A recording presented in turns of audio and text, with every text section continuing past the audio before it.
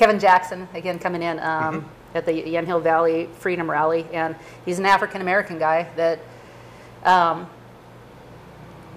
talks about really what's happening in how his, race is being used by the Democratic Party and taken for granted, and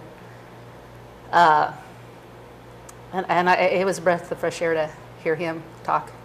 It is, and because he's from St. Louis, Missouri, he is feeling firsthand the effects of the whole Ferguson thing with Michael Brown that happened. So he's right in the middle of that, and he really does have a good head on his shoulders. He is able to see through all of that stuff and realize that the black race is being taken advantage of, that the officers also are being manipulated as well, and no one's really being treated fairly. And he's really just trying to get everybody to come to the table to discuss what everybody needs and wants and what's going to be best for the country, and it's working. He's being picked up on national stations all the time. I see him on Fox News. That's when he has Fox News. He's been on Glenn Beck, so his voice is really getting out there, and we're lucky to have him at our event. Yeah, good. Yeah, well, fun guy to listen to. He could put some humor in, a serious situation. And I just, I grew up completely, what do you call it? Not prejudiced at all. Colorblind. That's the word in that way. Regard, and I didn't even know there was such thing as that. To me, it's the most shallow, skin pigment. The amount of skin pigment or not somebody has is like the most shallow argument. But what I think is so sad, the reason why it's even such an important issue is, I see that, I'm not talking about Democrats that are unknowing, but knowing Democrats must hate the black people to tell them over and over again that white people hate them. What kind of person tells another person that so many people hate you? White people hate you. What kind of evil people actually stir up that kind of garbage? And so, anyway, that's been a pet peeve of mine because, my heart goes out to African American UC that really legitimately believe, cops hate them or white people hate them and Republicans hate them, conservatives hate them. It's like hardly ever true. I'm sure it's true, and there's some shallow people out there, but for the most part, no, it's not true at all. There is, and I think if people would just go out and get to know their neighbors, no matter where you live in this country, if you live way out in the country, if you live in the city, just get to know your neighbors. If you do that, the effect of that is going to help you get to know the people around you and realize that they are just people too. They want to survive. They want to have a happy life. And it's probably going to make them more comfortable getting to know everybody around, because then you're going to know if strangers are in the area and you're going to be able to protect your community more. Yeah, that's right. Think local and love those around you. Okay, so the Yamhill Valley Freedom Rally, we have Kevin Jackson. Anything else you want to say about him? Kevin Jackson, if you haven't heard his radio show, you should probably check that out.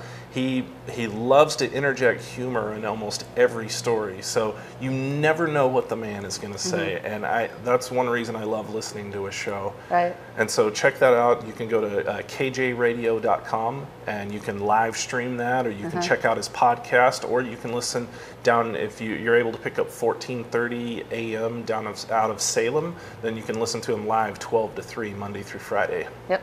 And stay tuned also, because I assembled the commercial for this event, and you'll get a small taste of who he is and what he's about. So, okay, so unless there's anything else you want to say about him, you have other guests, Kevin Sterrett.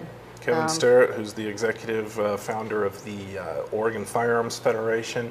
He's coming for the 4th year in a row. He's always been a big draw because he's able to give us updates on all the legislative things that have happened. He's probably going to give us a big update on SB 941, which was the gun bill that the Democrats forced through last year.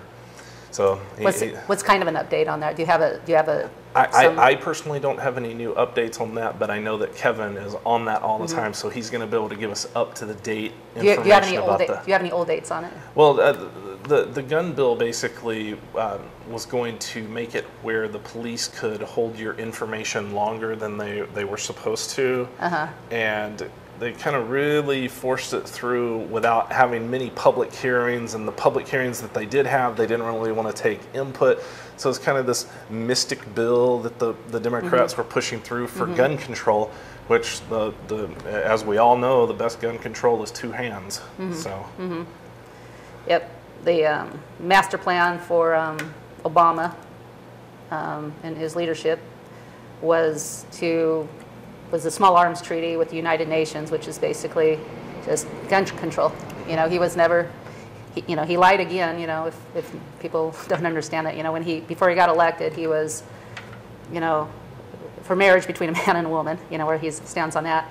He was also for the Second Amendment. You know, where he stands on that. You know, and it just goes on and on. But the things you say to get elected. The things you say, yeah, lie. So you know, we need to good people and good information, and there's good people in office.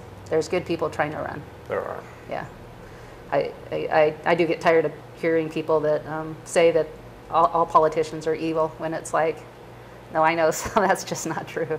Some really good ones out there. That's why they need our support. They need our, you know, when they do good, they need our support. And don't believe everything you read, because the really good ones are the ones that are going to get criticized the most by the media, because the media, you know, the liberal media, because they don't want good people in office. And speaking of two good candidates, we have State Representative Mike Neerman and State Representative Bill Post that will be speaking at the rally. Okay, good. They are both up for re-election this year as well. Good. And it could be close races there, so we need to support them. Feel free to come out to the event and hear what they have to say about constitutional rights. All right, and while we're throwing them out there too, talking about them as reps, Ron Noble, I'm assuming he's not a speaker? He's not a speaker, but he's a featured guest. He will be there. Okay. And he's running for House District number 24, and we really need all freedom-loving people to go out and support him. You know, it's hard to, you know, be the new guy and to, you know, make yourself, you know, well-known. You know, especially the other guy has been doing some local TV, I think, trying to get his face out there, which is a smart thing to do, but he's 100% opposite of the values, you know, that conservative values that we share. So.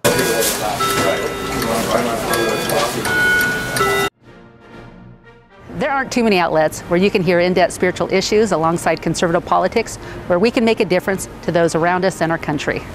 It's brought to you at a cost that's worthwhile, yet I'd like to do more. On 11thHourPolitics.com, you can buy books and videos that will advance this cause.